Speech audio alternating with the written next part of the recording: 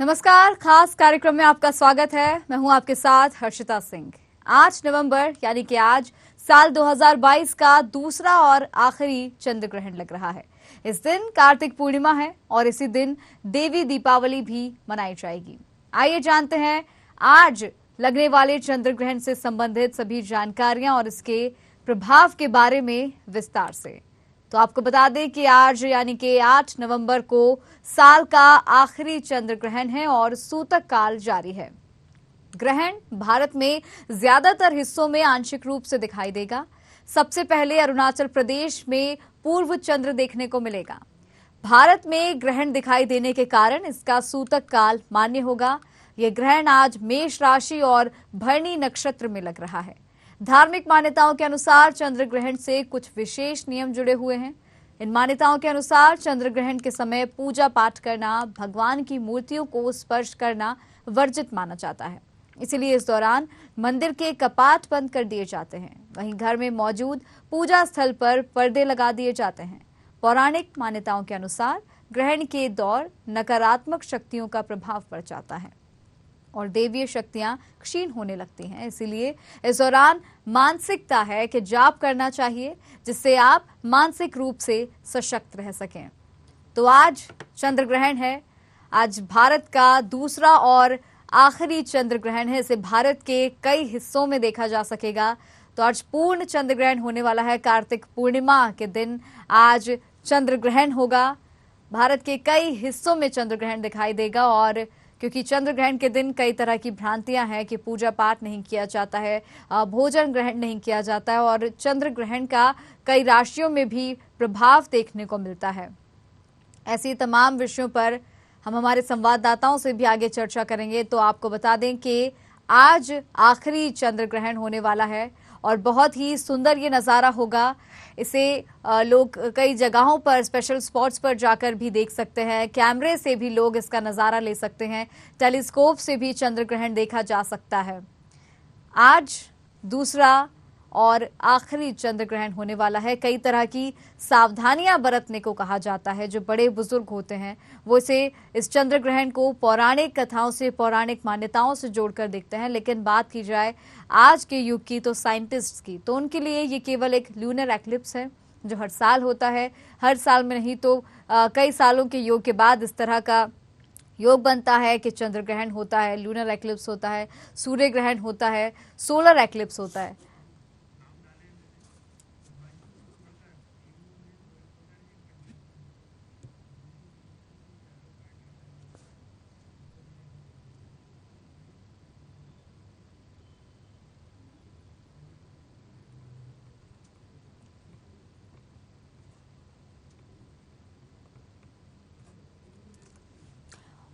और स्वागत करेंगे हमारे मेहमानों का।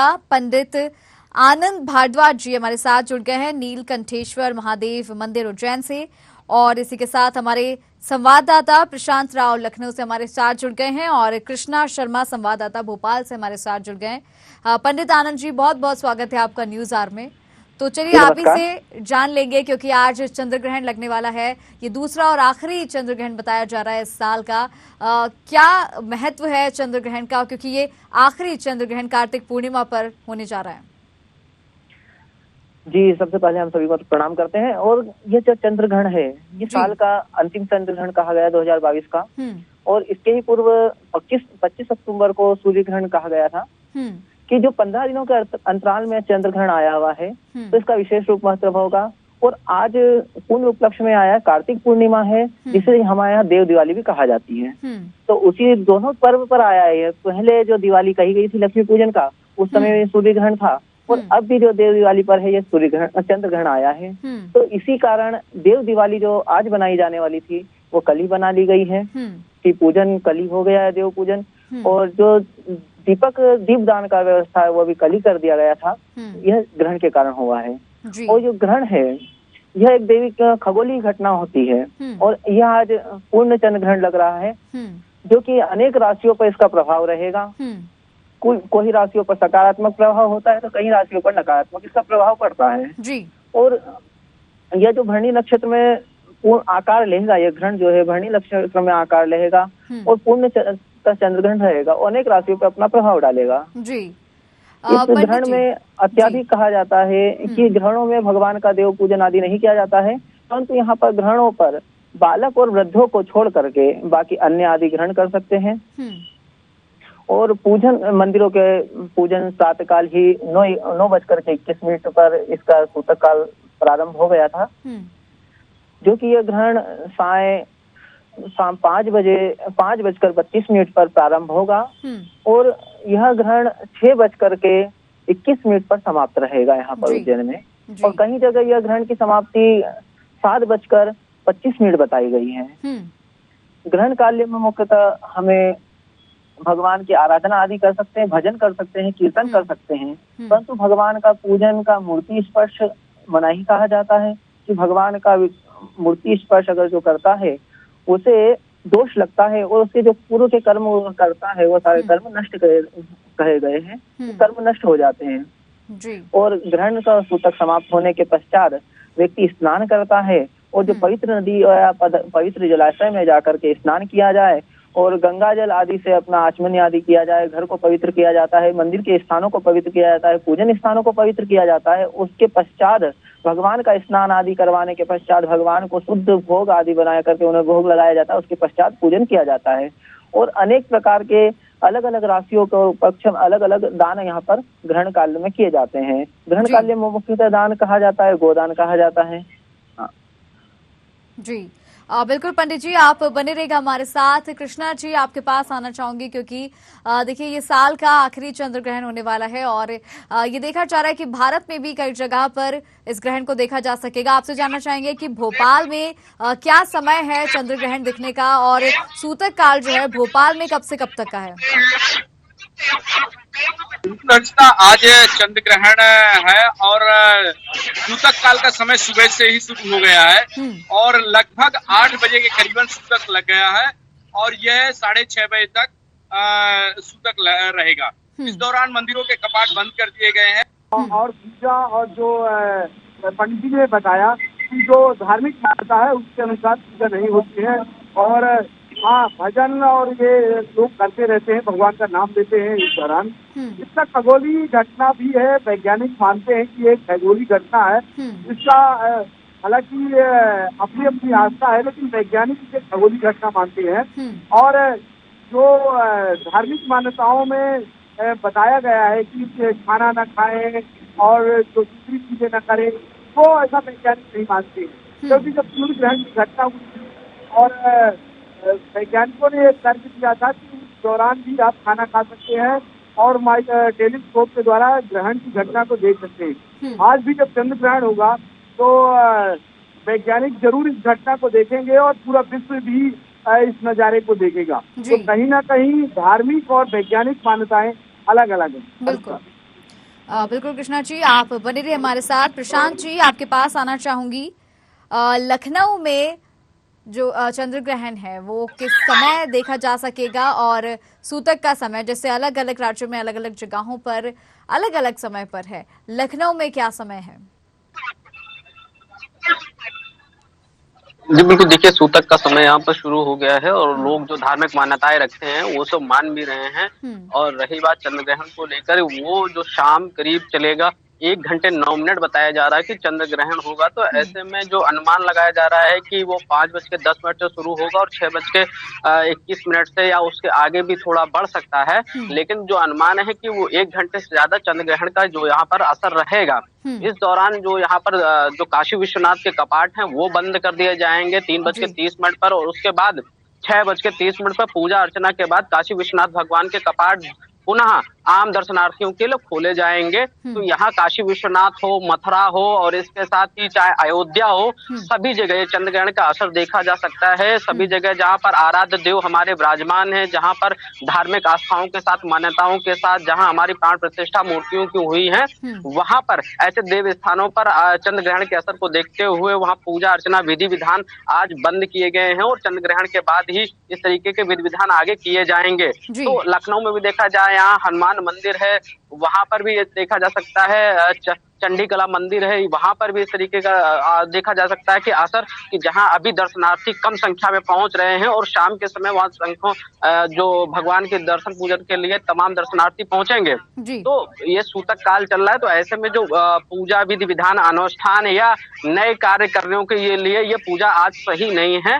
इस लिहाज से तमाम जो ज्योतिषी हो या प्रकांड पंडित हो, विद्वान हो, तो इस सूतक काल को वो सही नहीं मानते। हालांकि कार्तिक पूर्णिमा के दिन ये चंद्र ग्रहण पड़ रहा है, उसके असर को देखते हुए पहले ही देव दीपावली का आयोजन हुआ है कि कल ही पूर्व संध्या पर ही पूजन किया गया है। अयोध्या में हो, काशी विश्वनाथ में हो, अयोध्या में हो, तमाम जगह लोगों ने कल ही पूजन कर लिया है, क्योंकि आज के दिन देवी देवताओं के साथ आराध्य देवी की पूजा शुभ नहीं मानी जाती है। तो ऐसी मान्यता है। और इसके साथ वैज्ञानिक दृष्टिकोण से देखें तो ये खगोलीय घटना भले ही कह लें, लेकिन कहीं ना कहीं ये खगोलीय घटना हो सकती है, लेकिन कुछ ना कुछ असर जरूर लोगों के मानवीय दृष्टि में देखा जाए, उनके भौतिक शरीर पर या फिर धातुओं पर या अन्य तरीके के जो प्रकरण हैं, उनकी घटनाक्रमों को आराम से महसूस किया जा सकता है। और होते भी ऐसे होंगे जैसे ऐसे चंद्र ग्रहण के समय हो या सूर्य ग्रहण के समय हो, जो गर्भधात्री महिलाएं होती हैं उनको घर से बाहर निकलने को इजाजत नहीं होती, मना किया जाता है। ऐसी मान्यताएं और आस्थाएं भी लोगों की हैं। तो ऐसे में जब चंद्र ग्रहण हो रहा होगा तो लोगों की भोजन की जो विधि है उसको मना की जाती है, उस समय भोजन सही नहीं होता है। तो कहीं ना कहीं क्योंकि जब ये खगोलीय घटनाएं होती हैं तो मनुष्य के शरीर पर कोई ना कोई असर पड़ती है। और इसके साथ जो खगोलीय घटनाएं जो हमारी आकाश गंगाएं में होती हैं, उससे तमाम प्रभाव प्रकृति पर भी पड़ते हैं और उसके साथ मनुष्यों के ऊपर भी प्रभाव पड़ते हैं। तमाम जो हमारी वायु की गति है, घर्षण की जो गति है, वो इस समय कम हो जाती है। जो तरंगे हैं, सैटेलाइट की तरंगे हैं, वो कम हो जाती है। और जो मानव की मानसिक तरंगे हैं, जो हमारे दिमाग से कहते हैं कि एक तरफ से तरंग दूसरी तरफ आकाश गंगाओं में चली जाती हैं, तो उनमें भी कहीं ना कहीं विकृतियां ऐसे बीच में हो जाती हैं। और क्योंकि जब माता के गर्भ में बच्चे का पालन हो रहा होता है, उस समय क्योंकि रक्त का संचार बहुत तेजी से होता है, तमाम जो चाहे श्वसन नालिका हो या फिर जो अन्य व्यवस्थाएं होती हैं शारीरिक भौतिक शरीर के लिए, उसमें भी इनका असर पड़ता है। क्योंकि जिस तरीके से हमारे पौधों के लिए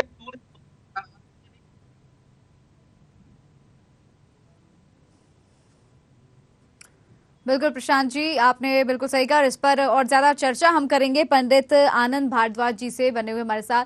पंडित जी, जिस तरह से यहाँ पर हमारे संवाददाता ने भी जिक्र किया कि गर्भवती महिलाओं को खास ध्यान रखना होता है, तो किस तरह की सावधानी गर्भवती महिलाओं को इस दौरान बरतनी होती है और गर्भवती महिलाओं के लिए चंद्र ग्रहण या सूर्य ग्रहण पर सावधानी बरतना क्यों ज्यादा जरूरी हो जाता है? जी देखिए, जिस प्रकार भैया ने अभी कहा है संवाददाता ने हमारे कि एक गर्भ होता है, उसी प्रकार अपन भी एक गर्भ में ही है। ब्रह्मांड के गर्भ में अपन निवास कर रहे हैं, जो कि पृथ्वी है। उसी प्रकार जिस प्रकार आकाश में जो भी कुछ भी घटना होती है, उसका सारा प्रभाव पृथ्वी पर मानसिक स्थिति में, शारीरिक स्थिति में सभी पड़ता है। क्योंकि अब पुराणों में बताया गया कि अपने शरीर जो है 5 तत्वों से मिलकर के बना हुआ है और ये 5 तत्व यहाँ पर ही विराजमान होते हैं, अपने शरीर में ही होते हैं। तो अपने शरीर में जल की भी मात्रा होती है। तो उसी प्रकार जैसे अपन देखा जाए तो यह घटना अपन समुद्र किनारे अधिकतर देख सकते हैं। समुद्र किनारे अपन पूर्णिमा को देखते हैं कि चंद्रमा पूर्ण होता है तो किस प्रकार उसकी लहरें बढ़ जाती हैं। अष्टमी पर देखा जाता है तो किस तरह उसकी लहरें शांत हो जाती है, घर्षण के तौर पर आती है। उसी तरह यह मानव जीवन पर भी अधिक असर डालता है और प्राकृतिक पर भी असर डालता है। उसी प्रकार गर्भवती जो महिलाएं हैं उन्हें घर से बाहर नहीं निकलना चाहिए, क्योंकि जो प्रकाश होता है उस प्रकाश से ही अपना जीवन व्यापन होता है। प्रकाश भी अपने जीवन पर एक महत्वपूर्ण संबंध रखता है। तो उसी तरह प्रकाश की जो किरणें या वैज्ञानिक भी मानते हैं कि अपने शरीर को शोषित करती हैं, अपने शरीर को पूर्ण करती हैं। उसी तरह गर्भवती महिलाओं का रक्त संचार, जिस प्रकार समुद्र का जल संचालित होता है चंद्र की किरणों से, उसी प्रकार अपने रक्त में भी जल होता है, तो अपने रक्त की कोशिकाओं का जल भी चंद्र की किरणों से संचालित होता है। इसी के कारण गर्भवती महिलाओं को ग्रहणों के समय घर से निकलना का मना ही कहा जाता है कि, और बालक आदि को भी घर से बाहर नहीं निकलना चाहिए। और जो वृद्ध हो या शारीरिक रूप से कमजोर व्यक्ति हो या पीड़ित व्यक्ति हो, रोगी व्यक्ति को भी ग्रहणों की अवधि में घर से बाहर या किसी भवन से बाहर नहीं निकलना चाहिए। उसी प्रकार यही दृश्य अपने को प्रकृति में देखने को होता है कि जब ग्रहण होता है उस काल में आप देखेंगे कि जब ग्रहण काल अपने चरम पर होता है उस समय अपन प्रकृति भी देखते हैं तो प्रकृति में वातावरण शून्य हो जाता है कि कुछ पक्षी कलबल करना बंद कर देते हैं। मनुष्य से पहले यह सब आभास पक्षियों में हो जाता है। और जिस प्रकार कहा गया कि खगोलीय घटना है, उसी प्रकार खगोलीय घटना ये घटित जब होता है जब चंद्र और सूर्य के बीच में पृथ्वी का आगमन हो जाता है। तो जो प्रकाश चंद्र प्रकाश जो लेता है सूर्य से लेता है, तो उसी के बीच में पृथ्वी आ जाती है, तो उसकी छाया से वो ढक जाता है, तो उसका प्रकाश मध्यम हो जाता है, जो कि अब लालिमा हमें दिखाई देगा।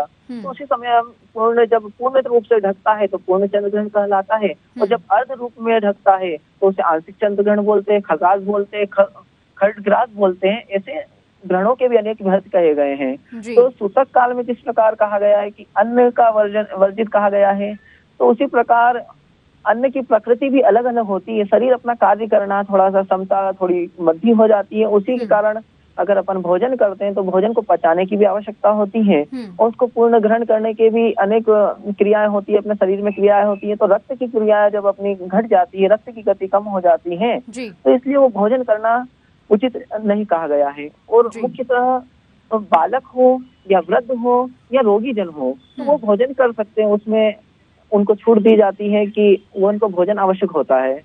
और खगोलीय घटना है जो कि हमारे यहाँ के वैज्ञानिक मानते ही खगोलीय घटना है कि कहीं वेधशालाओं में देखा जाएगा चंद्र ग्रहण की किस प्रकार ये खगोलीय घटना घटित हो रही है। सभी जगह अलग अलग नियम इनके पालन होते हैं, भगवान का भजन आदि करते रहते हैं। बिल्कुल बिल्कुल, और भगवान का बिल्कुल पंडित जी आपके पास लौटूंगी। प्रशांत जी, जिस तरह से यहाँ पर पंडित जी ने जिक्र किया कि खगोलीय घटना होती है और अलग अलग भगवान की जो है यहाँ पर कहा जाता है कि मंत्र का जाप करना चाहिए, और क्योंकि जिन लोगों को कष्ट होता है चंद्र ग्रहण से या सूर्य ग्रहण से, उनके लिए मंत्रों का उच्चारण जो है कहा जाता है, प्रेफर किया जाता है कि उन्हें करना चाहिए। इनसे कहीं ना कहीं ग्रह शांत होते हैं, ऐसा कहा जाता है कि और उन लोगों को भी जिन पर प्रभाव ज्यादा पड़ता है ग्रहण का, उन्हें शांति मिलती है। ये कितने सहमत हैं आप इस बात से? जी बिल्कुल, देखिए खगोलीय घटना जरूर है, लेकिन हमारी मान्यता जो मान्यताएं हैं उसके आधार पर कहीं ना कोई बड़ा असर जरूर पड़ता है। जैसे पंडित जी बता रहे थे कि हम लोग भी पृथ्वी के गर्भ में हैं, यानी कि आकाश गंगा के गर्भ में हैं हम लोग, तो उसका असर जरूर है, क्योंकि कई शताब्दियों से या आदिकाल से इस तरीके के हमारे जो विद्वान हमें तमाम जो इसका विपरीत असर बताते रहे हैं, तो वो आज भी विद्यमान है। और अभी देखा जाए एक छोटा सा उदाहरण के जैसे पौधों के लिए सूर्य का प्रकाश आवश्यकता है, उसके क्लोरोफिल पैदा होती है और पौधे लगातार विकास गति करते हैं। यदि सूर्य की रोशनी न मिले या फिर ज्यादा रोशनी हो तो वो पौधे सूख जाते हैं। तो ऐसे ही ये जो ग्रहण होते हैं खगोलीय घटनाओं के आधार पर भरी ये आकाश गंगा में तमाम विकृतियां डालते हो, लेकिन मनुष्य के भौतिक शरीर पर और उसके साथ ही तमाम जो प्रक्रियाएं हैं उस पर असर पड़ता है। और ऐसे में जब व्यक्ति के शरीर पर ये चंद्र ग्रहण का असर होगा तो उससे साफ तौर से कि जो ऊष्मा की शक्ति है वो शक्तियां कम हो जाएंगी। और इसके साथ ही कई बार ये होता है कि पंडित जी भी बता रहे थे कि चंद्र ग्रहण की स्थितियां भी अलग अलग स्तर पर होती हैं, तो ऐसे में अगर ऊष्मा ज्यादा है तो तमाम तरीके से आपके अंदर जो जल की क्षमता है या जल की जो आपके पास मात्रा है वो शोषित हो जाएगी। तो खासकर गर्भवती स्त्री और वृद्ध और बच्चों के लिए, क्योंकि इसमें जो देखा जाए कि उस जल की क्षमता जो होती है वो एक मानक के अनुसार ही होती है, यानी केवल उनकी आवश्यकता अनुसार होती है। तो अगर आवश्यकता के समय इस तरीके की ऊष्मा अवशोषित होती है तो गर्भवती स्त्री हो या फिर वृद्ध जन हो या फिर बच्चे हो, उन पर बुरा असर पड़ता है। और इसीलिए लगातार उनको समय समय पर भी इस तरीके की चेतावनी जारी की जाती है कि आप लोग चंद्र ग्रहण हो या सूर्य ग्रहण हो, आपको बाहर नहीं निकलना है। तो ऐसे में आज जो चंद्र ग्रहण का समय बताया जा रहा है कि 5:10 से 6:19 तक यह समय रहेगा, तो सावधानी बरतने की जरूरत भी है। भले ही खगोलीय घटना इसको वैज्ञानिक अपनी दृष्टिकोण से बता रहे हों, लेकिन जो प्रकांड ज्योतिषी होते हैं, विद्वान होते हैं, वो अपने दृष्टिकोण से इसको प्रेषित करते हैं आम जनता ताकि सावधान रहे। जैसे खाना खाने के समय यदि आप चंद्रग्रहण के समय में खाना खा रहे हैं तो उस समय जो आप पोषक एंजाइम आपकी काइनेटेल में यानी कि आपके इंटर कैनाल में होते हैं वो अवशोषित होते हैं अगर आप चंद्रग्रहण के समय में, क्योंकि वो जो पूरी पृथ्वी पर उस आकाश गंगा से इस तरीके का जो माहौल बन जाता है, जिसके बाद यानी कि प्राकृतिक जो घटनाएं होती हैं, चाहे आप वाष्पीकरण हो या गैसों का उत्सर्जन हो या नाइट्रोजन की क्षमता कम हो, ऑक्सीजन की क्षमता कम हो जाती है। इसके बाद जो आपका जो नाइट्रोजन के साथ ही अगर कहा जाए कि जो किरणें सूर्य के सीधे नीचे आती हैं वो हमारे ऊपर व्यापक असर डालती हैं और उनकी खगोलीय घटनाओं को तमाम तरीके से जोड़ा भी जाता है। तो ऐसे में व्यक्ति अगर उस समय भोजन करता है तो जो पाचक क्षमता होती है वो कम होती है, क्योंकि हमारा शरीर भी उस समय इन क्रियाओं के बाद शिथिल हो जाता है। जैसे एक बोतल में किसी भी जीव को बंद कर दिया जाए, ऊपर से ढक्कन लगा दी जाए, तो धीमे धीमे उसमें जो ऑक्सीजन की संख्या कम हो जाती है और वो मृत्यु दर के करीब पहुंच जाता है। तो इसी समय जब चंद्र ग्रहण हमारे आकाश गंगा में आएगा तो उसमें तमाम जो हमारे जीवन उपयोगी चीजें हैं, चाहे पंच तत्व हो, तो उसमें असर डालता है। एक तरीके से हम जो आकाश गंगा से बाहर से आने वाली जो चीजें हैं, चाहे वो तमाम रासायनिक क्रियाएं हो या बायोलॉजी।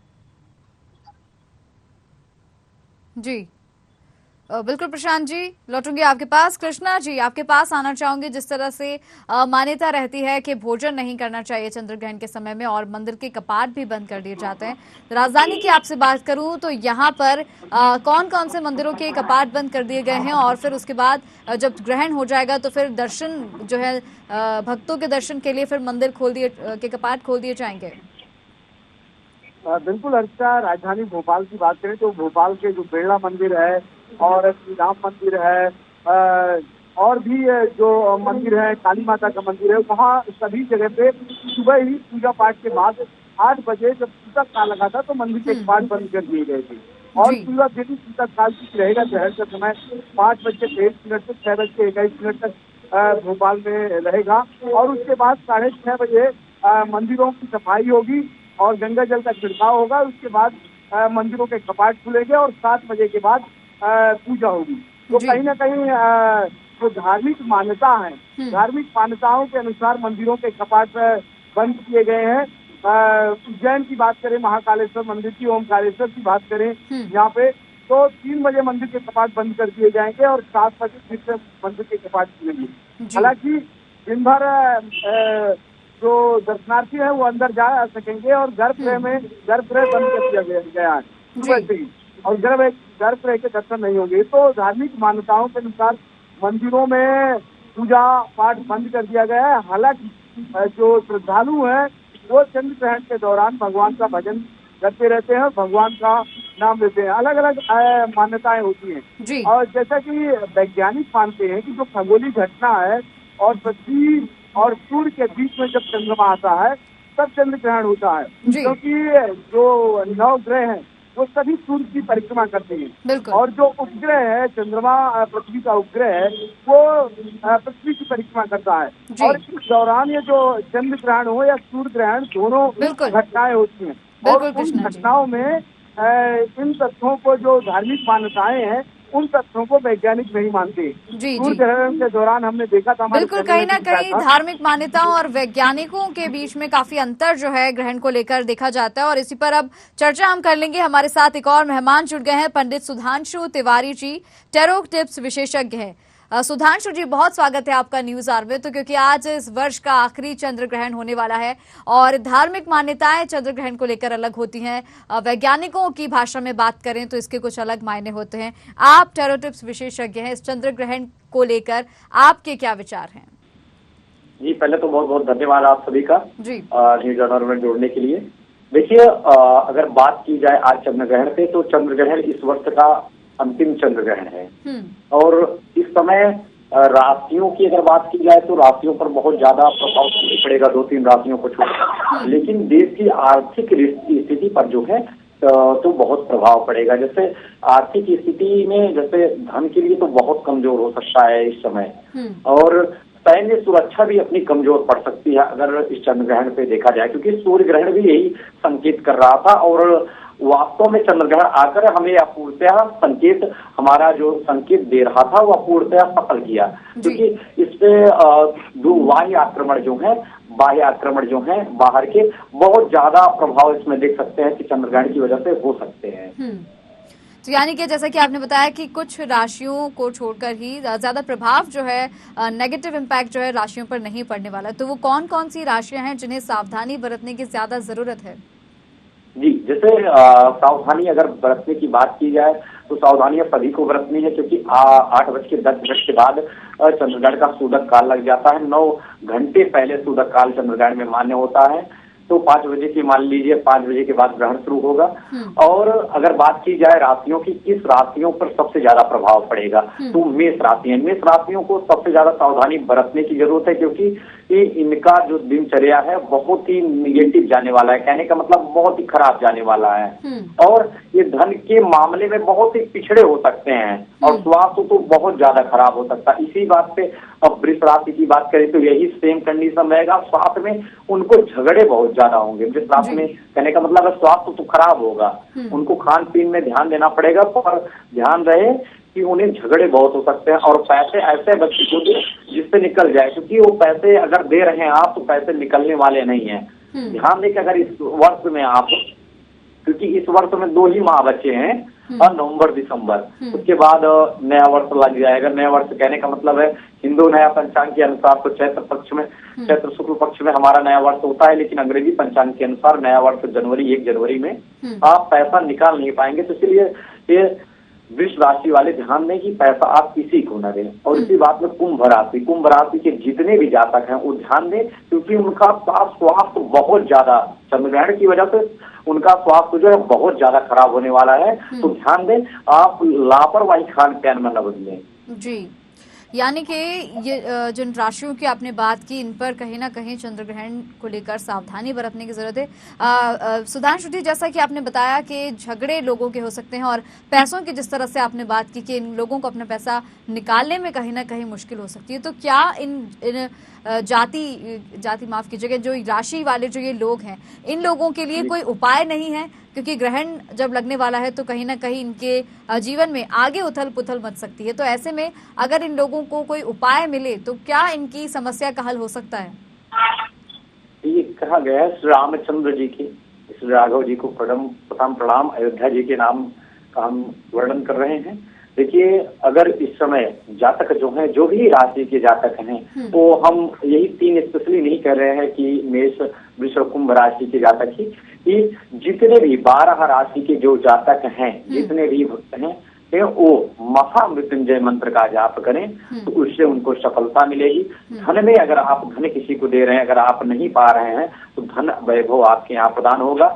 आप माँ लक्ष्मी का आह्वान ध्यान कर सकते हैं। और साथ में आज कार्तिक शुक्ल पक्ष है, कार्तिक पूर्णिमा है, तो आप ध्यान दें, क्योंकि कार्तिक पूर्णिमा पे स्नान दान का बहुत महत्व होता है जी। और सुबह 8 बजे के पहले जो भी स्नान कर चुके हैं, क्योंकि सूदक काल में फिर आप जान लीजिए अशुद्ध हो चुके हैं, ग्रहण के शिकार हो चुके हैं, तो आप सूदक काल के बाद पुनः स्नान करके, जो स्नान कर लिए हैं क्या कोई दिक्कत नहीं है, फिर पुनः स्नान करके आप स्नान, जैसे आप चांदी का दान करें, आप अन्नदान महादान होता है तो आप अन्नदान करिए, जिससे आप यश कीर्ति और वैभव प्राप्त होगा।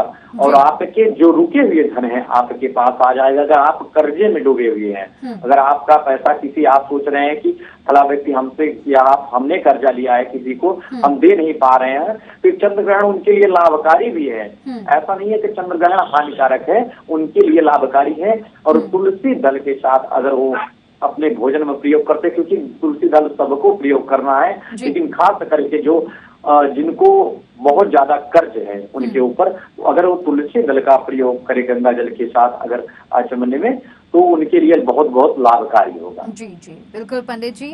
अगला सवाल आनंद जी आपसे है मेरा। जिस तरह से यहाँ पर बात की, सुधांशु जी ने भी कहा कि दान का महत्व बताया है, और साथ ही सवाल मेरा आपसे ये भी है कि ग्रहण के समय या ग्रहण के बाद दान स्नान जो है, इतना ये दोनों चीजें जरूरी क्यों होती, इनका इतना महत्व क्यों है?